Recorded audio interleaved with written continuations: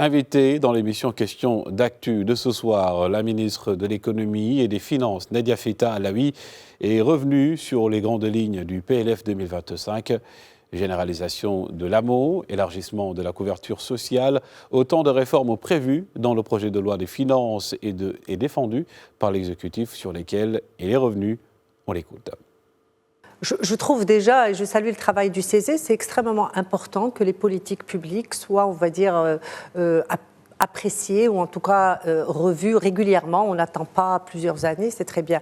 Donc, comme le dit le rapport, la généralisation de l'AMO, on peut dire aujourd'hui que c'est une réussite.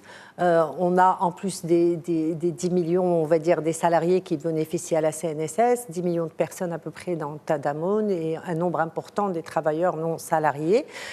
Donc aujourd'hui, oui, effectivement, il reste une frange de la population qui n'est pas couverte, essentiellement, on va dire, dans deux secteurs que sont l'agriculture et l'artisanat, et nous connaissons les causes de ça.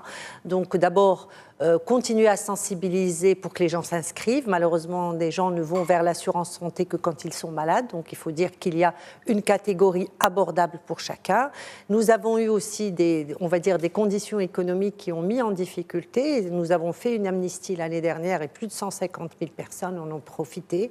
Donc, c'est un chemin qui continue. On réévalue les méthodes, les mesures d'accompagnement et l'appréciation de la situation.